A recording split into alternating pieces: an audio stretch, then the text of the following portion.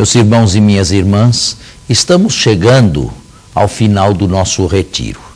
Nós quisemos, este ano, examinar os vícios capitais ou, sobretudo, os mais importantes. Talvez muitos não esperassem um retiro assim.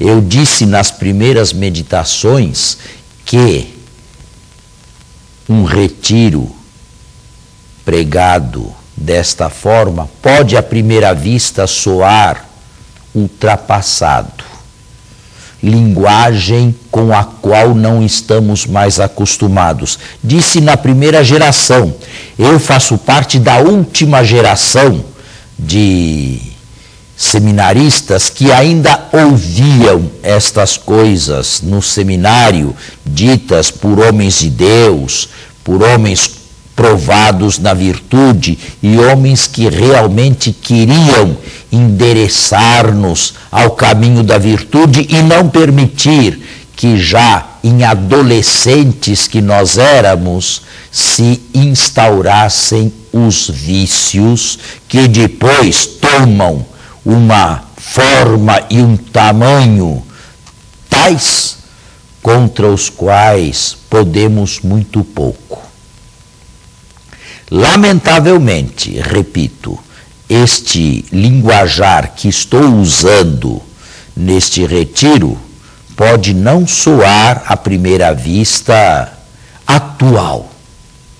E, no entanto, são exatamente estas coisas que impedem alguém de se tornar templo de Deus e avançar resolutamente na fé, na esperança e no amor, possuindo virtudes consolidadas. O vício a que nos gostaríamos de referir nesta penúltima meditação é aquele que leva o nome de vanglória. Vanglória, um relacionamento deformado com os outros. Que é a vanglória? Este vício capital, bem, o nome o indica, em latim, significa uma glória vã, isto é, uma glória vazia, uma glória sem sentido. Vanglória é aquele desejo sutil, muito, digamos, despercebido dentro de nós, que nos leva sempre a querer ser superiores aos outros, a querer sempre ultrapassar. É o defeito, o vício daqueles que imaginam que foram feitos para serem admirados, foram feitos para serem louvados, foram feitos para serem bajulados. E digo com sinceridade, é um vício que habita sobretudo corações presbiterais e eclesiásticos. Quero ser superior aos simples fiéis. Quero estar num lugar de presidência. Quero estar num lugar de honra. Quero sempre presidir. Quero sempre dizer a última palavra. O bem habita em mim, a minha inteligência é superior à inteligência dos demais, eu recebi mais de Deus do que eles, e assim se vai à deriva sacerdotal. O Espírito Santo é propriedade minha. Eu sei o certo e o errado.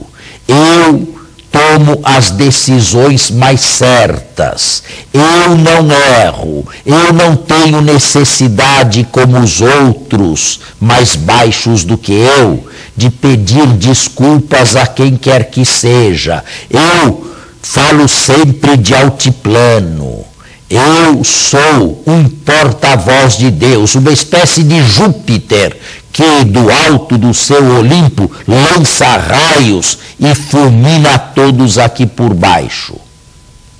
Vanglória no meio do clero.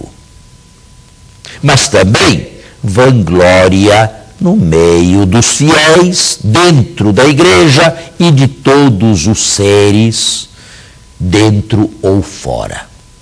A vanglória é sempre aquele desejo de ser superior e marcar a superioridade com relação aos demais. É aquela mania, verdadeira patologia de imaginar que sempre diz a verdade, que sempre fala o melhor. Me recordo de formadores, certos formadores meus, que julgavam possuir uma pequena infalibilidade. Aqui davam o nome de graça de Estado. Através da graça de Estado não erravam e não podiam errar. E em nome dessa presumida graça de Estado, desta pequena infalibilidade, cometiam os piores desatinos. E alguns deles abandonaram mais tarde o ministério. Vanglória é sempre um vício condenável. Lamentavelmente, é difícil dar-lhe combate, porque a vanglória nos traz prazer, nos traz uma sensação de bem-estar. E estamos prazerosos e nos sentimos bem quando nos colocamos na frente e, sobretudo, superior aos outros. A vanglória começa cedo, começa com o desejo de ser insuperável, começa com o desejo de querer ser sempre o primeiro. É a patologia que privilegia o aparecer ao ser. O vanglorioso é aquele que carrega sempre uma máscara. Ele mostra sempre aquilo que ele não é. Existe um abismo profundo entre o que ele aparenta ser e as suas virtudes, o seu estado real, que é bem mais simples, bem mais modesto, ainda que ele seja um membro do clero ou da hierarquia.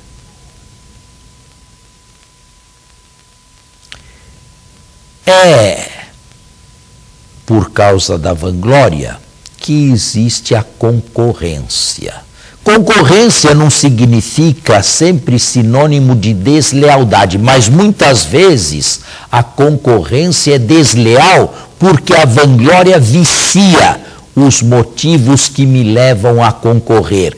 Quero concorrer para brilhar mais, quero concorrer para aparecer mais, quero concorrer para espezinhar o outro, para fazê-lo desaparecer da minha presença. Não suporto rivais, não suporto quem me faça sombra, não suporto ser contradito, não aceito ser ou ter opositores do meu lado. Eu os aniquilo e, sobretudo, se tenho poder para fazê-lo. A vanglória vista sob este aspecto, é o vício por excelência, não só de cada um de nós, mas da nossa sociedade de consumo e da igreja que se insere dentro da história e nela necessariamente se encarna.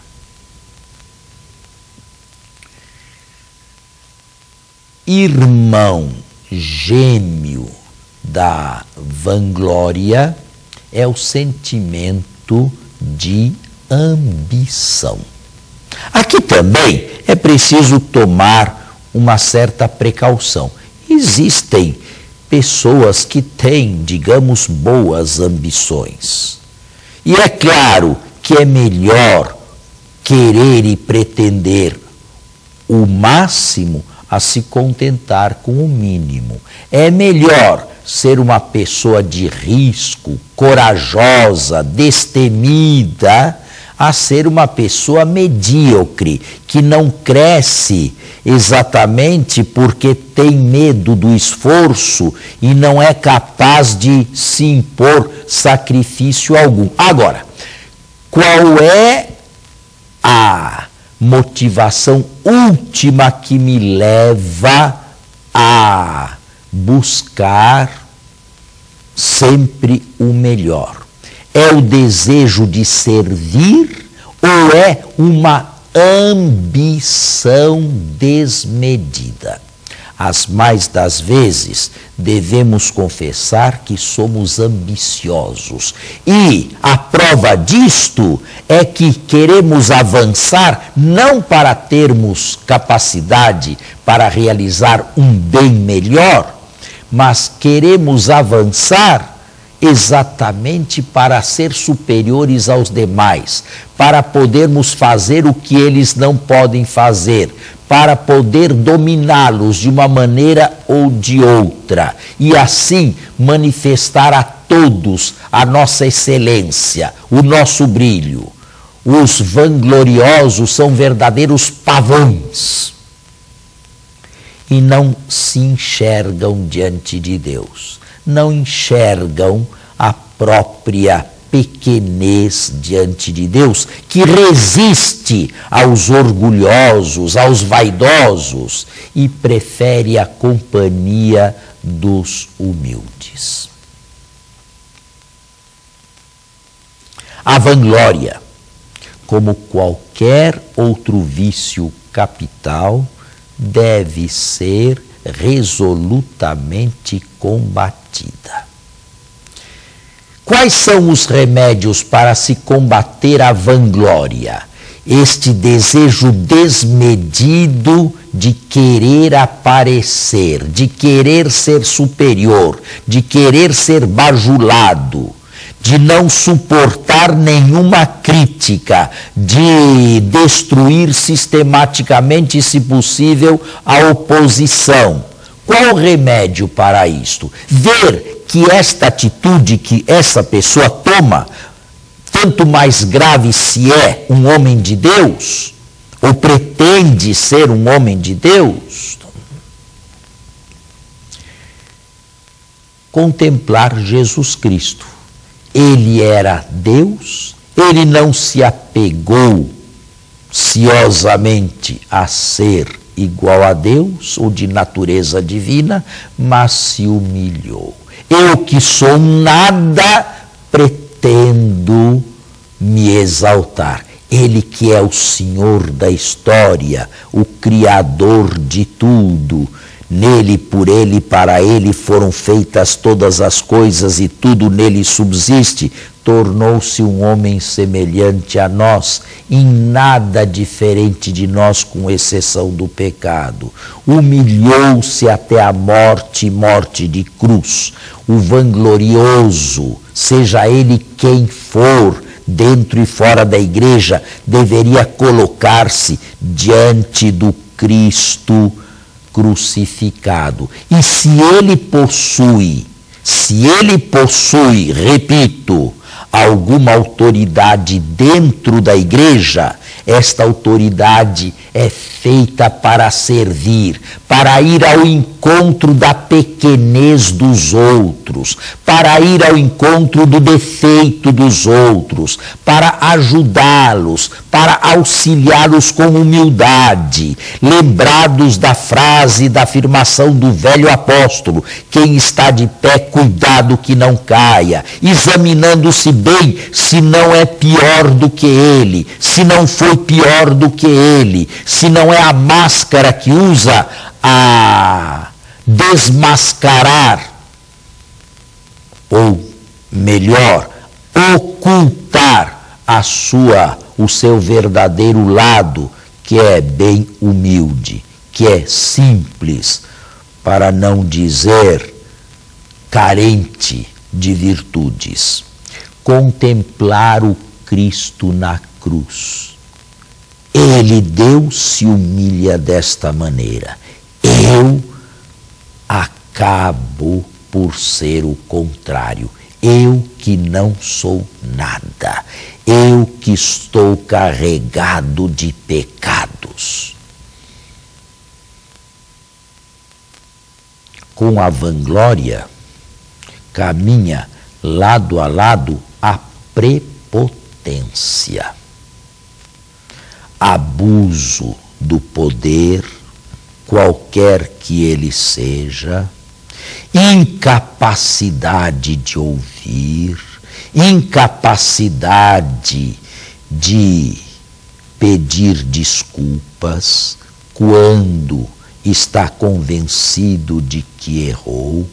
Estas pessoas nunca se convencem de que estão erradas. Errados são sempre os outros. Errados são sempre os demais. Errados são os estúpidos, são os baixos, são os que não sabem, são os que ignoram, são os de cabeça curta. Eu não. Bem, uma contemplação do Cristo crucificado. A minha antítese. Ele, Deus, se apresenta no seu contrário absoluto, numa frase feliz de Lutero. E eu, nada, absolutamente nada, me colocando superior e prepotente e ambicioso com relação aos outros. O vanglorioso, ou aquele que se vangloria, ou aquele que é habitado por esta patologia, nunca está contente. E é uma pessoa que corre sérios riscos. O risco de não ter amigos, o risco de não ter amizades, porque normalmente nós fugimos de pessoas assim. Nós deixamos a companhia dos prepotentes, dos ambiciosos e daqueles que se elogiam a si mesmos do começo ao fim. Eu já tive a experiência que desilude, eu já tive a experiência triste de ter que ouvir pessoas, e no meu caso, pessoas de igreja, que me chamavam, me convidavam à conversa para se elogiarem do começo ao fim. Um autoelogio desproporcional, um autoelogio grotesco, ridículo, sem darem conta deste estado de que eram vítimas. Nenhum de nós atire pedra no próximo com relação a esse vício, porque de todos eles que perpassamos neste retiro, é aquele mais sutil, e muitas vezes ele se apresenta até mesmo com uma aparência de bem, querer consertar sempre, querer corrigir sempre, querer mostrar sempre o melhor, querer dizer aos outros que estão sempre errados, que estão sempre num caminho que leva a desvio, que nunca buscam o bem, querer mostrar-lhes que não tem reta intenção, querer mostrar-lhes que são infantis, que não são capazes de realizar que quer que seja de mais sólido, de mais consistente.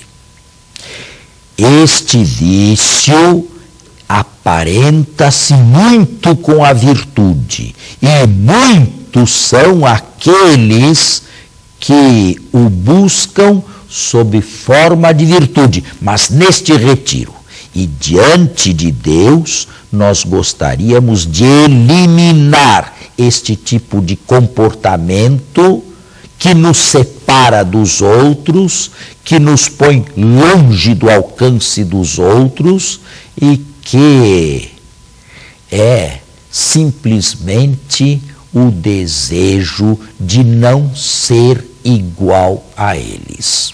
É, evidentemente, a oração que fez o fariseu hipócrita da parábola de Jesus: eu vos dou graças, Senhor, porque não sou como aqueles. Aqueles são isto, aí mais aquilo, são ladrões, são adúlteros, são pessoas infantis, são pessoas completamente transtornadas, são pessoas desequilibradas, são pessoas que não conhecem o seu lugar. Eu não, eu sei o que eu sou, eu sei o que eu faço, eu sei onde piso, eu não erro jamais. Eu fui feito para iluminar, eu fui feito para mostrar sempre, através da minha vida, através das minhas atividades, que tenho sempre a última palavra, que ninguém me supera em coisa alguma. Eu sou quase que uma pequena divindade. Examinemo-nos no final desta meditação. Quantas vezes nós caímos neste vício capital? E, sobretudo, examinemos quantas vezes transformamos este vício em verdadeira virtude, quando não deixava de ser um vício. Nós devemos ser humildes, nós devemos aprender a tocar com as próprias mãos as nossas feridas pessoais e estar muito mais preocupados com as traves dos nossos olhos, sejamos quem forem, ou aqueles que forem, sem nos importar demasiadamente com o cisco dos olhos dos outros, porque normalmente o vanglorioso, o ambicioso, o superior não enxerga nada disto. Ele tem verdadeiras traves, mas está muito mais preocupado em examinar a vida dos outros do que a se colocar nu e na sua verdade diante de Deus. Peçamos a Deus com confiança neste retiro e na próxima quaresma, que dentro em breve se iniciará, que elimine de nós a vanglória e que traga o seu antídoto, a reta intenção, aliada de sua irmã gêmea, a humildade, e que nos faça sentir o que Paulo dizia e escrevia: sermos inferiores aos outros, julgarmos os outros superiores a nós, e nós simplesmente, por algum tempo, aquele ou aquela que lhes podem dar uma mão despretensiosa.